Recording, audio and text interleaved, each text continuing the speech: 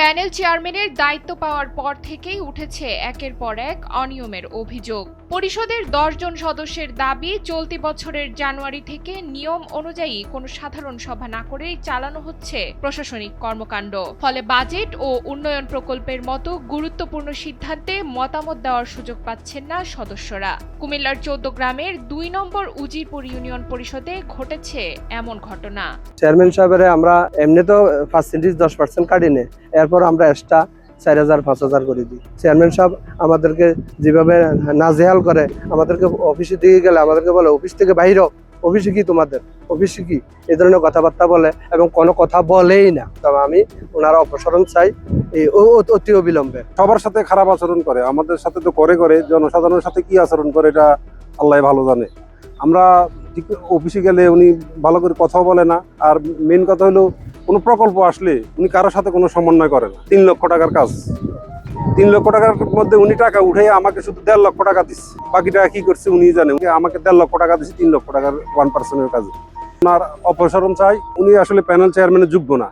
লিখিত অভিযোগে সদস্যরা জানান, প্রকল্প বাস্তবায়ন না করেই অর্থ ছাড়, কমিশন গ্রহণ এবং চেকে জোরপূর্বক স্বাক্ষর করিয়ে টাকা উত্তোলনের মতো ঘটনা ঘটেছে এই ইউনিয়নে। এছাড়া ত্রাণ সামগ্রী ও সামাজিক নিরাপত্তা কর্মসূচির সুবিধাভোগী নির্বাচনেও স্বজনপ্রীতির অভিযোগ উঠেছে। এসবের প্রতিবাদ করলেই সদস্যদের শিকার হতে হচ্ছে গালিগালাজ আর হুমকির।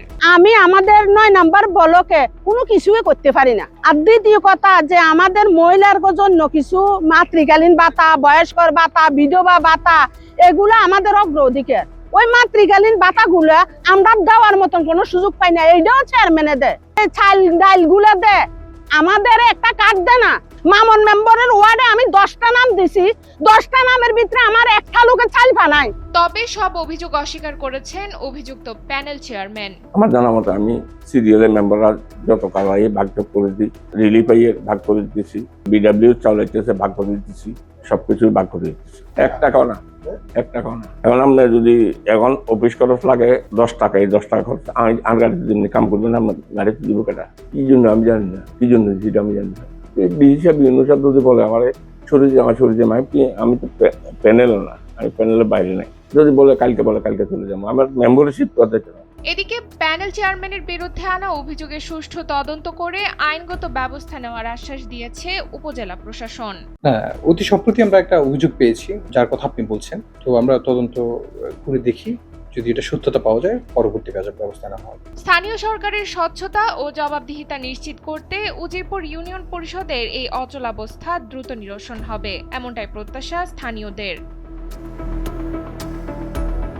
কুমিল্লা থেকে মঈন নাসির খানের পাঠানো তথ্যচিত্রে ডেস্ক রিপোর্ট, নুসরাত তালবিয়া।